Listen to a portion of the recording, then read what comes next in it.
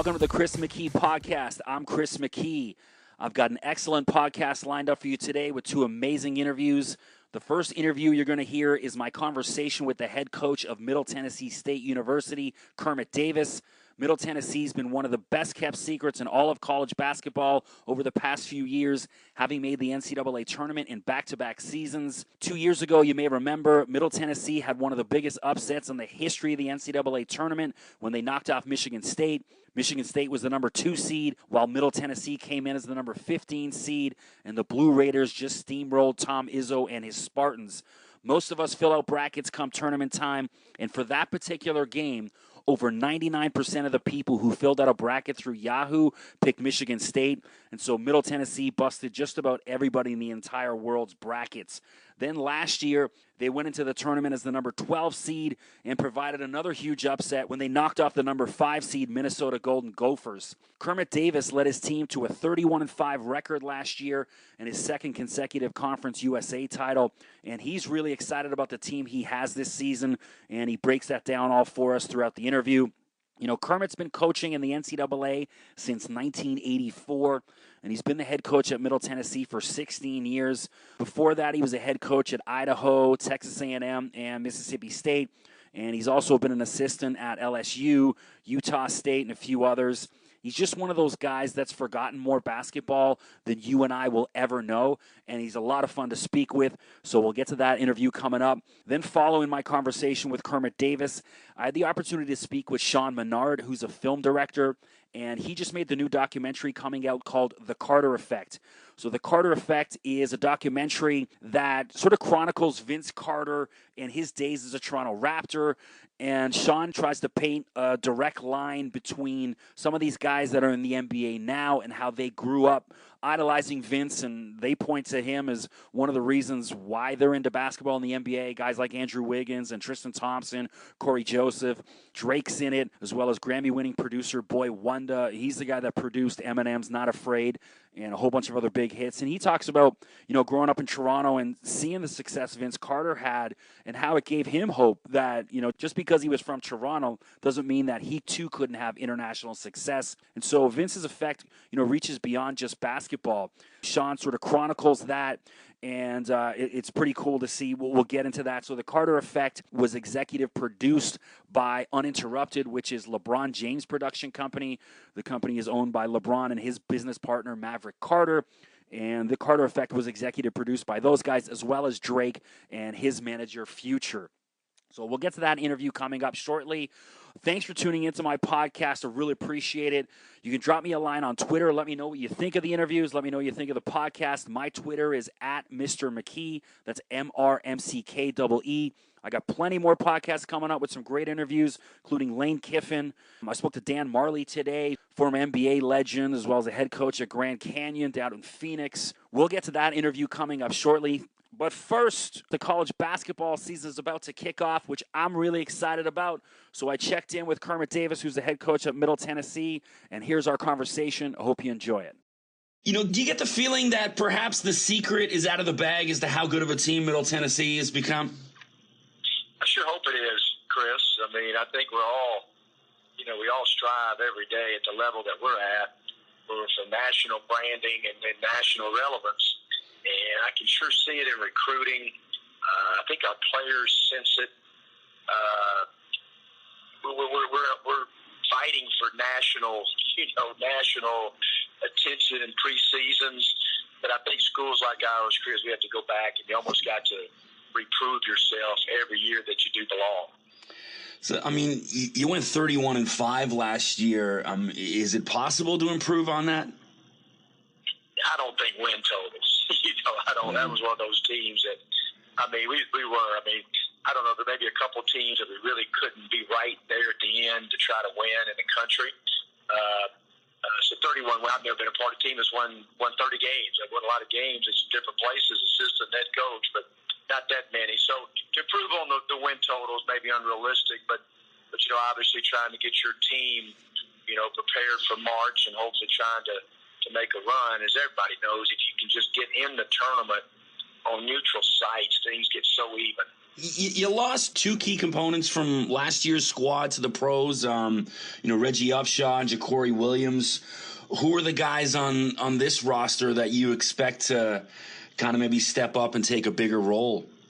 Yeah, Giddy Potts obviously he has a chance to go out to the all-time leading scorer and maybe break Reggie Upshaw's all-time win record here. And he have to win a bunch of games, but that's kind of his goal. And, our whole backcourt is back. So we got a veteran backcourt. As long as you got veteran guards, you think you can be good, especially going on the road early. So Tyreek Dixon, Giddy Potts, Ed Simpson's a senior, Antoine Johnson, who had 19 points against Butler in the tournament. All those guys are back. And then the biggest key for us is two guys, really, Brandon Walters, 6'10", 260-pound center, who played great against Minnesota and Butler. But he played behind those two guys. And he was second in college basketball in offensive rebounds per minute. But he only played about 13, 14 minutes a game. So he's a big – his talent level, Chris, is in the top 10 or 15 centers in all of college basketball.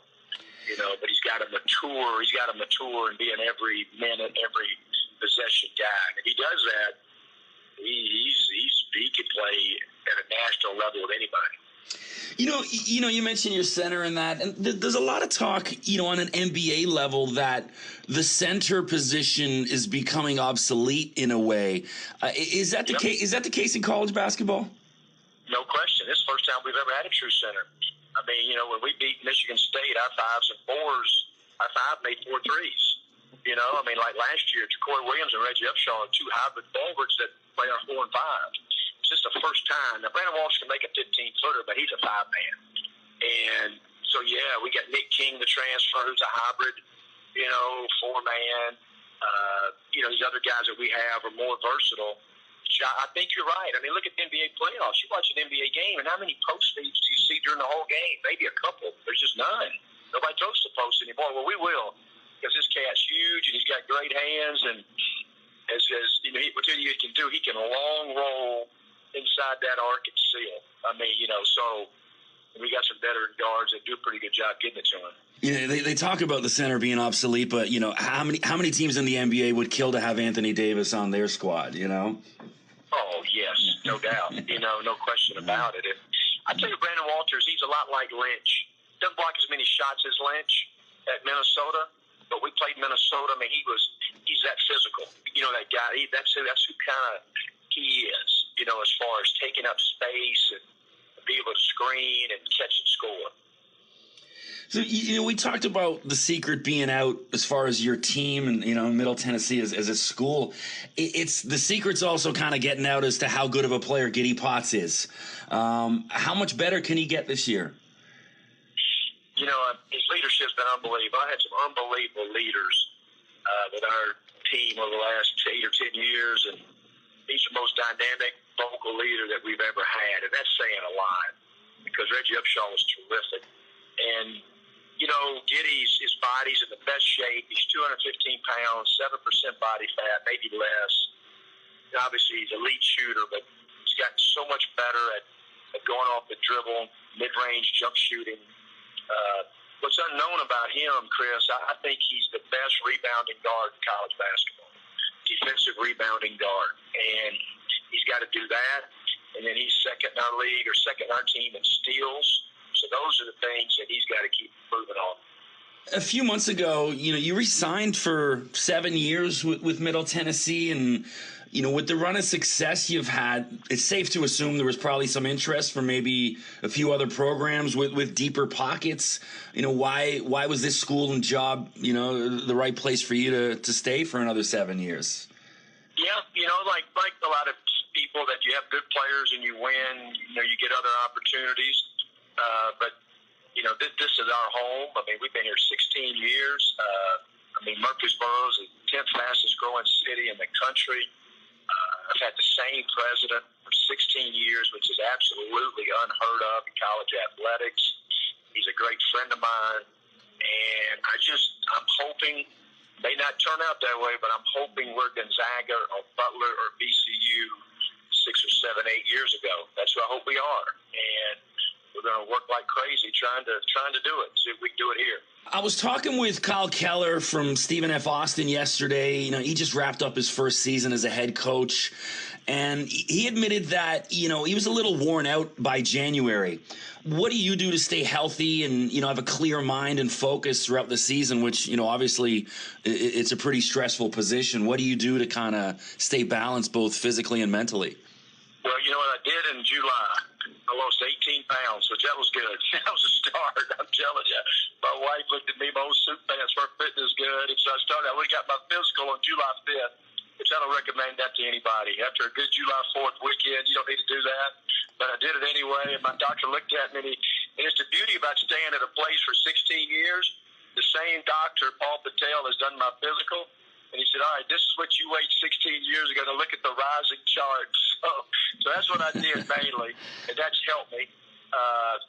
You know, I don't know. I've never felt any kind of burnout. I don't know. I look so forward to planning practice every day and getting to the gym.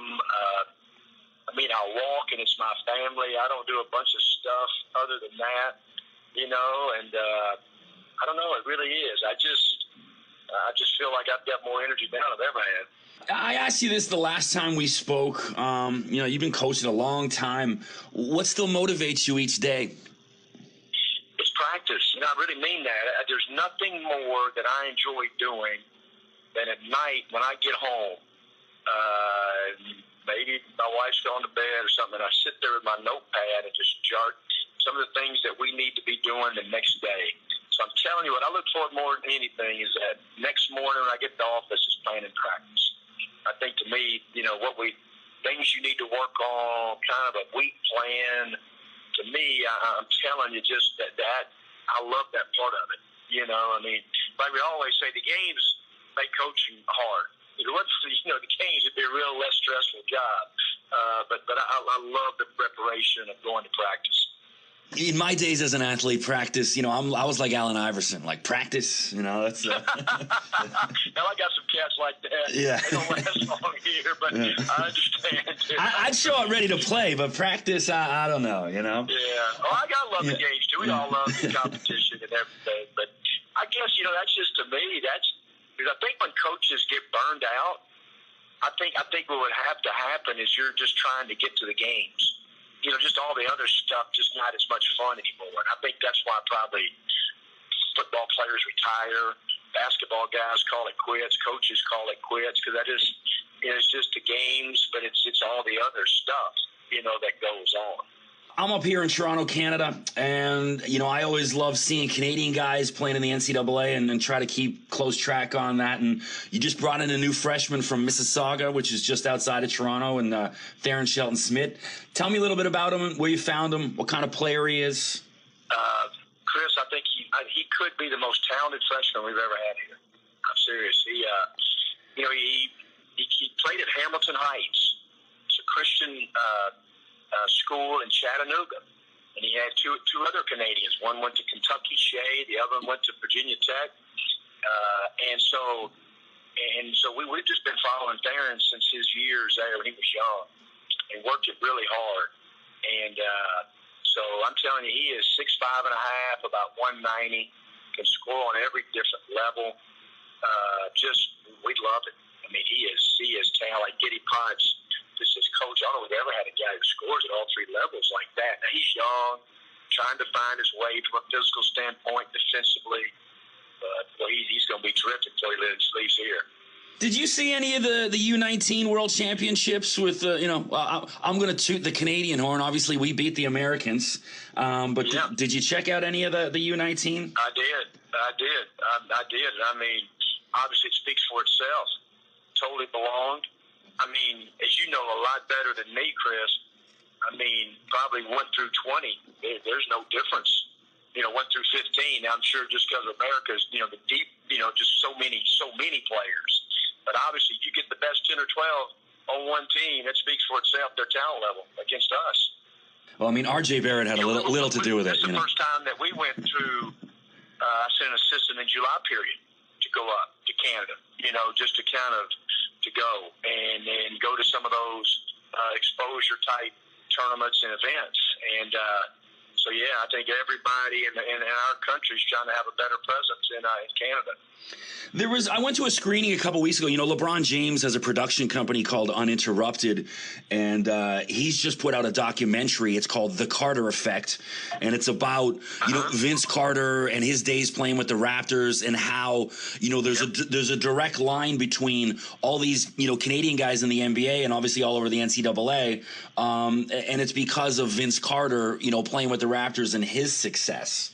It was pretty cool to see, and that's interesting. Yeah, I never really thought about that. I really didn't. That's because you think about it, those guys were just being born or not born yet when Vince was up there. He's been so long in the NBA and his effect. That's a great point. I've never thought about it. Yeah, it was a good doc. It'll probably be out in the next few months, but if you get a moment, now any basketball fan, because it's the who's who is in it. But do it. Here's how good a seats I got.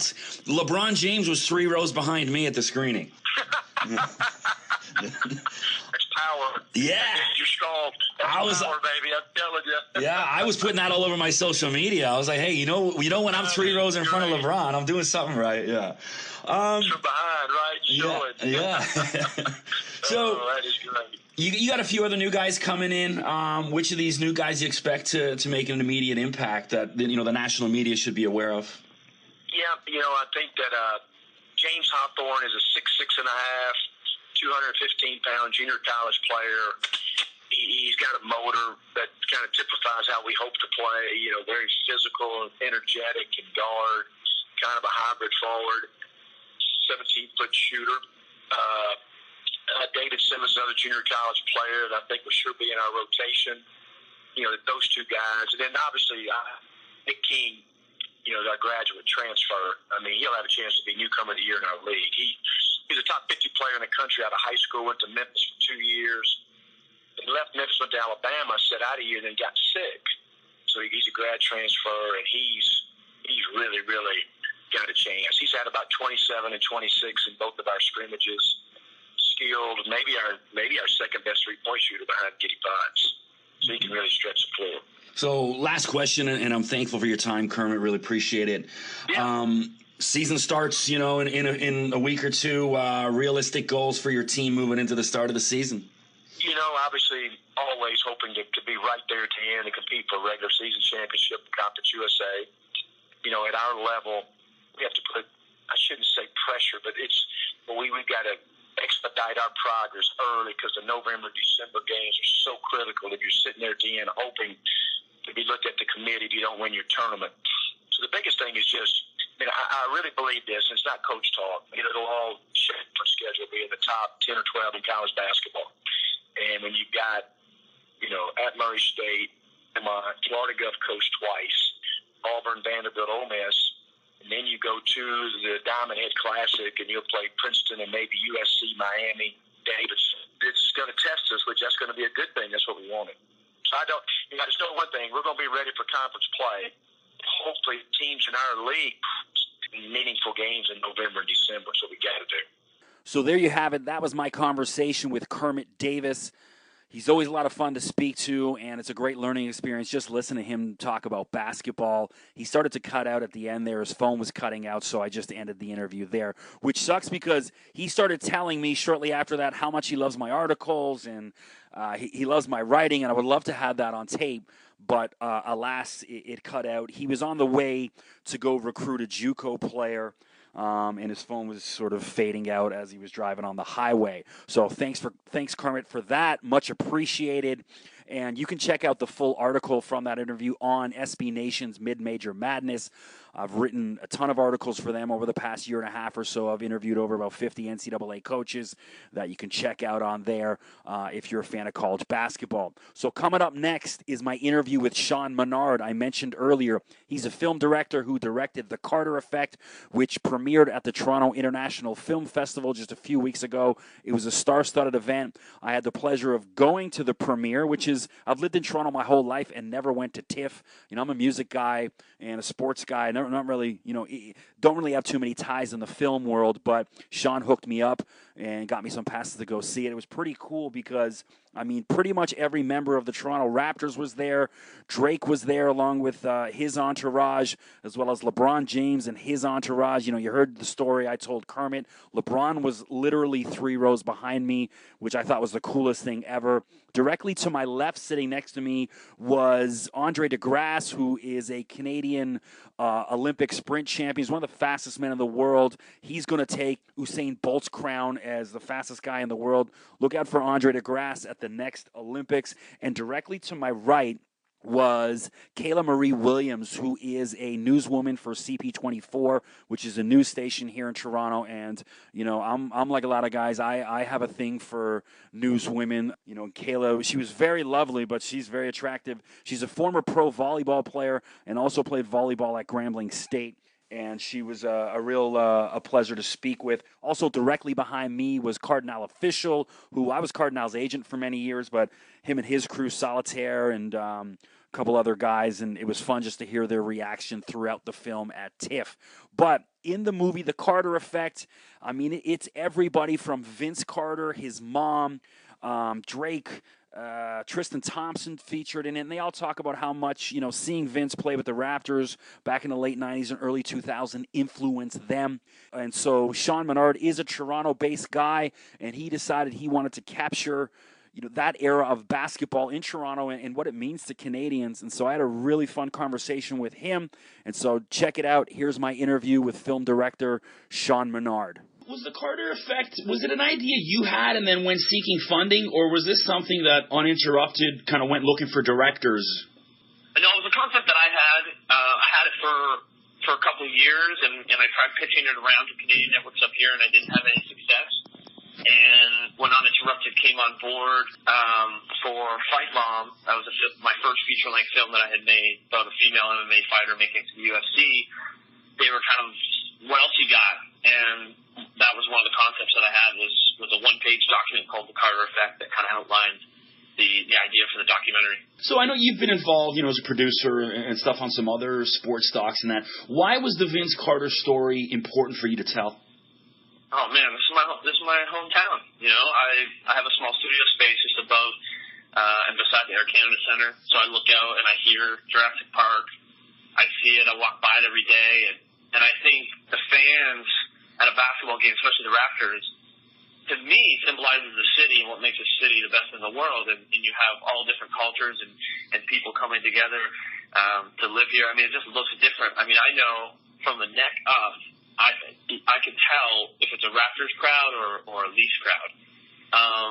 And it's just far more diverse, and I just think that for me, and especially with my friend group, I have my friends from all different backgrounds. It's just my boys are always like, "Hey, you guys gotta fuck this up. This is big. This is like this is our city, Yeah. And then Drake got on board and as executive producer, and that just upped it even more to make sure that I have to make sure that I do this city right, and I do the best job, and honestly, it's my best film to date by far, and I think it's the best NBA documentary ever made. I think it's one of the best sports docs of all time, and I'm just excited. I love the platform that it's on. I think it's well deserved, and I just want it to get out there to as many people as possible. So, you mentioned Drake and that, and obviously, LeBron and Maverick Carter are involved with Uninterrupted. What was their message to you about what they were hoping to achieve by putting this out? Don't fuck it up. Yeah. No. No, I think definitely with Drake. Talking with Drake and his manager, Future, the first day of filming was following Drake at the Air Canada Centre for Drake Night. And it was just great to be able to talk to them and see the passion and how important that means so much to them in their career. And the importance of shining a light on the city. And I think, that was the big message. I think we're working with Maverick and LeBron and Uninterrupted, which was great with them. They were just so encouraging they would basically say to me, what do you need what do you need to get this done? And NBA footage and documentaries, every second that I show costs money. And they never once came to me, not that there was an open check, but they never once came to me and said, hey, we got to condense this. It was like, whatever you need, you tell us what's the best length that it needs to be, or how much resources do you need? And I had an amazing producer, Eric Phillips, that they linked me up with at Uninterrupted, who really, the names that we got in this doc is incredible. We got them all, and the doors that they were able to open, and it was just, it led to why the film was so great. So, when you sat down and talked to Vince, how aware was he of his own effect on basketball and pop culture in Toronto and across Canada? I think he gets it a little bit. The interesting part for him is when players, the younger guys, will come up to him and say, the Tristan Thompsons or the Andrew Wiggins or these guys, Corey Josephs, will say, you were my Michael Jordan. You were the guy I looked up to. And a lot of these players even attended his camps that he would put on here. So I think for him it's very surreal when he's guarding Nick Stauskas and in the NBA and Nick is, telling him about the Vince Carter posters he has on his wall growing up in Mississauga. So he's definitely aware of it. I don't know. I feel like he hasn't got quite the accolades that he deserves. In my opinion, they should have not only his jersey retired, but I think they should have a statue for him down the road outside the Air Canada Center. And I think this film is a nice step towards that direction of just a bigger audience understanding his global effect on the country and the city. When you sat down with Vince, obviously you researched him but was there anything you walked away from saying like, wow, I didn't realize that about Vince Carter? Anything surprised you about speaking with him? I think I guess it definitely came as a shock because we were told 20 minutes with Vince and we ended up going up to 60. And I remember sweating because I was concerned. I don't know if I could do a film. I need to be efficient with my questions and make sure he's short with his answers. You can never really get enough time with the main subject of a documentary. But with Vince, he was willing. I guess what surprised me, or what was really interesting, was his passion he had towards talking about the early days. His face would just light up. He would just become filled with nostalgia, and it's very evident watching the film how animated and excited he is to talk about these things, to relive the dunk contest and talk about the Vinsanity days, and then of course the downfall and what led to him leaving the city and coming back and being booed, the hurt and the pain that he feels. It was almost like it was only a couple years ago and not over a decade ago. So, touching on that, Sean, I'll be honest and say I'm one of those people who feel that, in that last year, Vince disrespected the city of Toronto and the Raptors fans and, how he couldn't wait to get out of here. And, I remember turning on, the Raptors games and TSN and just seeing, him kind of sulking around those last few months and that. How much of that did you cover in the film? Of course, a lot. It's a huge aspect of it. We don't dig into, it for insane amounts. Like I would say, it's not a pro Vince Carter documentary. It's definitely, I need my job as a storyteller to cover all angles and lay out the facts and talk about things. But, I guess what's interesting is you start to see a little bit more behind the scenes and the business understanding when new management comes in. It's like working at any new job and a new management team comes in. They're not exactly, they want their own guys and they want to do things a certain way, and when you're being told to do certain things. So I think you kind of see a little bit more behind the reasons of what happened, and I personally think people are going to come away with like for yourself, I'm excited for you to see it because I feel when you come away with it, that pain and that anger that you have, I think might kind of go by the wayside a little bit when you see, I guess, the whole story. Okay. How many people total did you interview for the film? We got about close to 40, and then I think we we made our hard cuts and everything. I think we end up seeing about 32 or 33 in the film. How long did the film total take to complete? We started. We did a Drake night in like November to make sure we covered that. But principal photography really and production didn't really start until February, March. I started editing in April. I basically edited the film in 3 weeks. And then throughout that time, I wanted to make sure I had Vince last. So even in the 3-week time, I had to take a drive down to Memphis. There was a bit of a storm, and I had all these kind of issues on the way down. But so I don't know, what are we sitting at? February, March, April. And then we submitted to TIFF real early May to try and get in there on a rough cut. And then the rest was just kind of waiting on licensed footage, NBA footage, and random stuff that kind of completes the film. I've seen, Heather sent me the list of the, who's all in it, and, some of the names surprising, like, for example, like seeing like Boy Wonder. Who were some of the surprises that you didn't realize how Vince influenced them? I guess for me, definitely Boy Wonder is one. I think talking with Vince's former business partner, they owned a club together.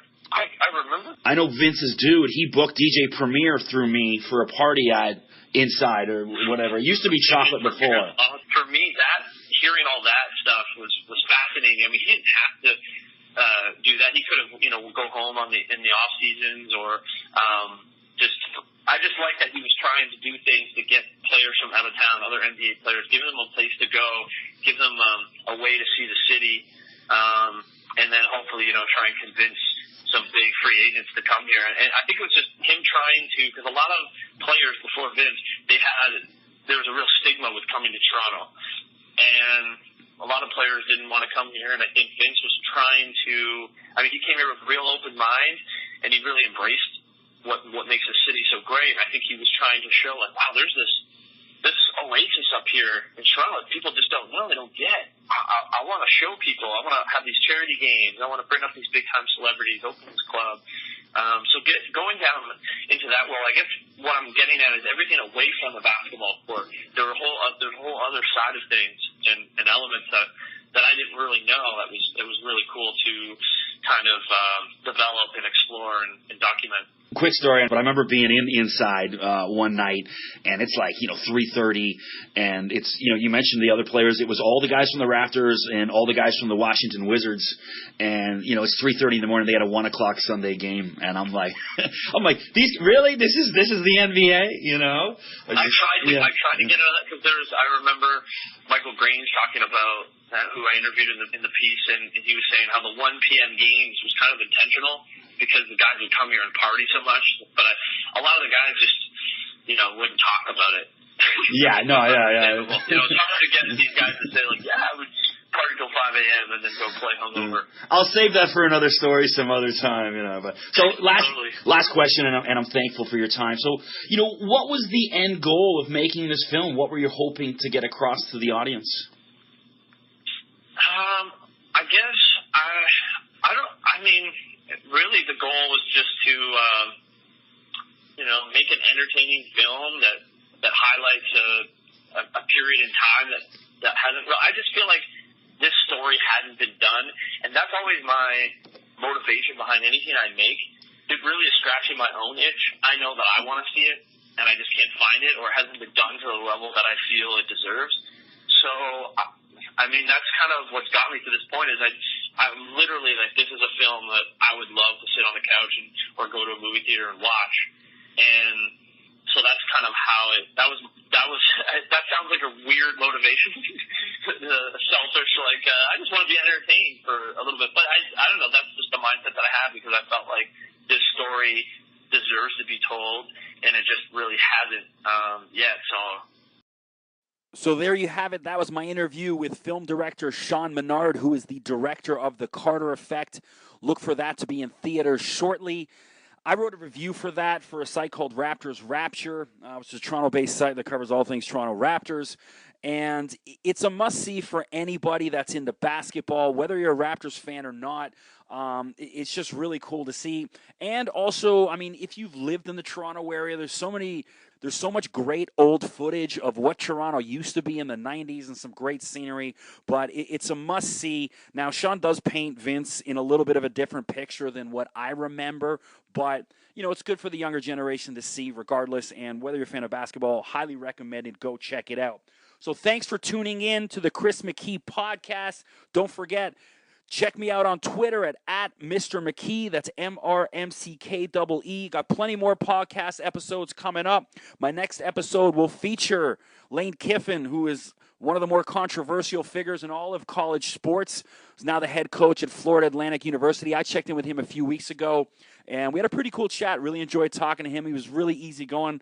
A lot more laid back than what I expected out of him. And I also had a really in-depth conversation with Kyle Keller, who's the head coach at Stephen F. Austin University for their basketball team.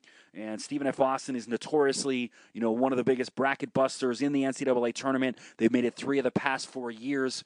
And it was Kyle's first year as head coach last year. They had a bit of a down year, but he's ramped up the recruiting.